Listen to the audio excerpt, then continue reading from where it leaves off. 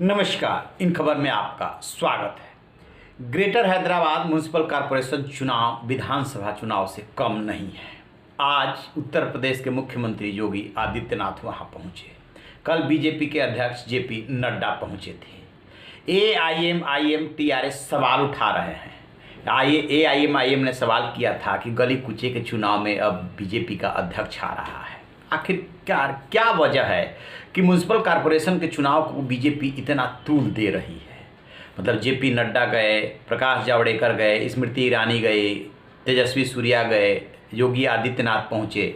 याद नहीं आ रहा है कि लोकल चुनाव में कभी दूसरे सूबे का मुख्यमंत्री पहुंचा हो। योगी आदित्यनाथ क्यों बुलाए गए? जहां पे कि नारा लगा, उनका रोड शो हुआ, उसमें नारा लगा, आया आया शेर आया, हुजूम देखने लायक था। वो भी सीन देख लीजिए।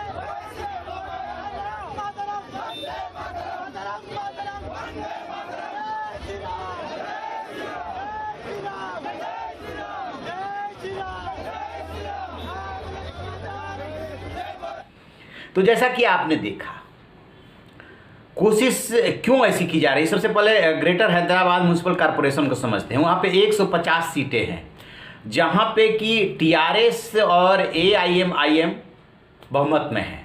2016 में वहाँ पे चुनाव हुआ था। बीजेपी को 2-3 सीटें मिली थी, कांग्रेस को भी ज़्यादा नहीं मिली थी। मेन जो है टीआरएस और एआईएम को ही मिली थी।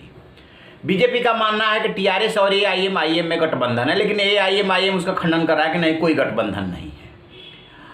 1 करोड़ से ज़्यादा की आबादी है, 5 लोकसभा क्षेत्र आते हैं, 24 विधानसभा सीटें हैं और 74 लाख जो है वो वोटर्स हैं। 5,500 करोड़ का उसका बजट है। तो एक तरह से वो छोटा मोटा स्टेट की ही तरह है।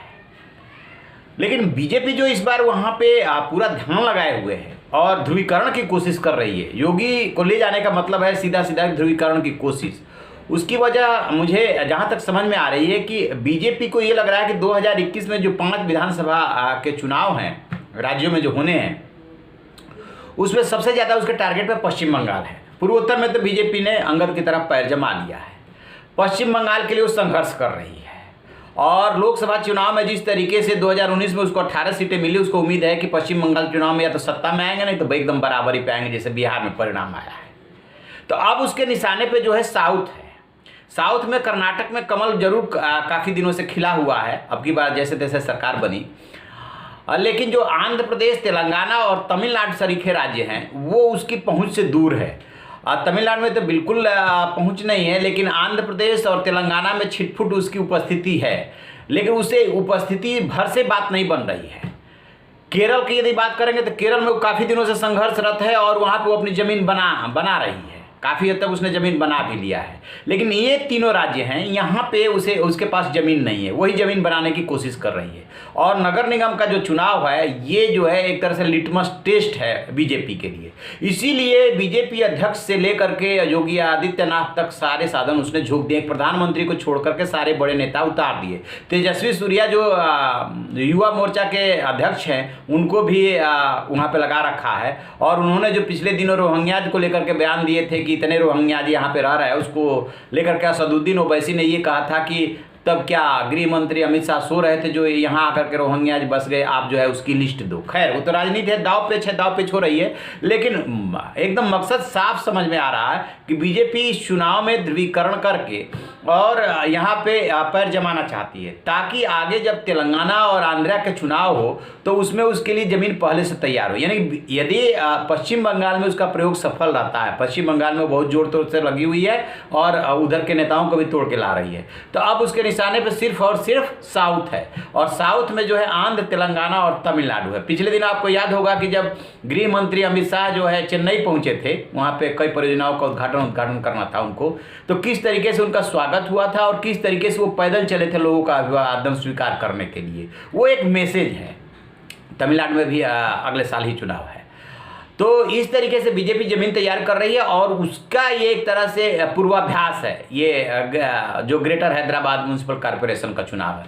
तब ये देखते हैं कि बीजेपी की तरफ से प्रयास तो हो रहा है कि वो पैर जमा पाती है, असदुद्दीन ओवैसी का दाव काम कर जाता है, क्योंकि माना ही जाता है कि जहाँ जहाँ ओवैसी जो है मजबूती से चुनाव लड़ते हैं वहाँ वहाँ बीजेपी को फायदा होता है। तो उसे जैसे कि बिहार के बारे में भी कहा गया, बिहार में असदुद्दीन ओवैसी को अब की बार पहली बार 5 सीट मिली है।